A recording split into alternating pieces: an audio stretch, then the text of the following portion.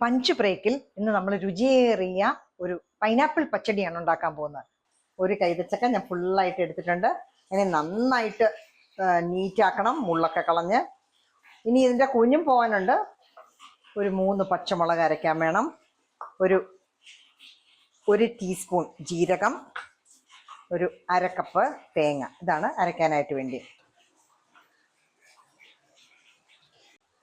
ഇതാ കൈതച്ചക്ക അരിഞ്ഞു വെച്ചേക്കുന്നുണ്ടോ, ഇതേപോലെ അരിയുക. ഓക്കെ, അരിഞ്ഞു വെക്കുക. ഇതിനെ നമുക്കിനി വേവിക്കണം.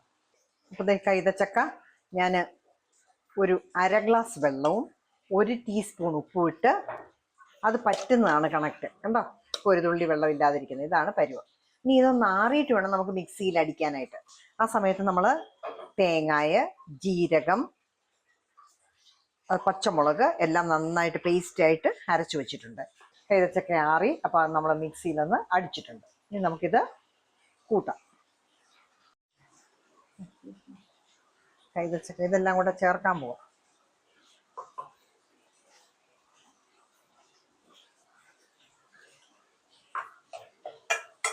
കൈതച്ചക്കയും തേങ്ങയും കൂടെ, തേങ്ങയുടെ അരപ്പും കൂടെ നമ്മളൊന്ന് മിക്സ് ചെയ്യുകയാണേ. അടുപ്പയിലല്ല, ഇറക്കി താത്തു വെച്ചിട്ട്. പച്ചവയൊക്കെ മാറിയിട്ടുണ്ട്. അരപ്പിൻ്റെ പച്ചനണ്ട വെട്ടി തിളയ്ക്കുന്നുണ്ടോ? ചെറിയ തീയിലാണേ ഞാൻ തിളപ്പിക്കുന്നത്.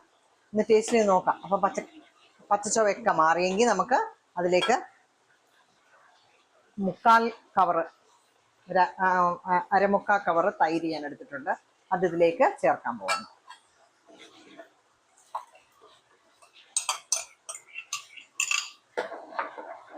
നല്ല കണ്ടിന്യൂസ് നന്നായിട്ട് ഇളക്കി കൊടുക്കണം.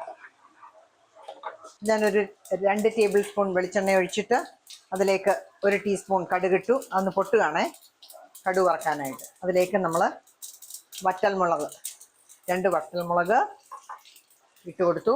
ഇച്ചിരി കരിയാപ്പില ഇട്ട് കൊടുത്തു. അതൊന്ന് മൂത്തോട്ടെ. അപ്പം നമ്മൾ പച്ചടി ഇളക്കി ഇവിടെ ഇരിപ്പുണ്ട്. ഇതിലേക്ക് നമ്മൾ 1 ടീസ്പൂൺ പഞ്ചസാര നമ്മൾ ചേർക്കുകയാണേ, എന്നാലേ ആ ടേസ്റ്റ് വരത്തുള്ളേ.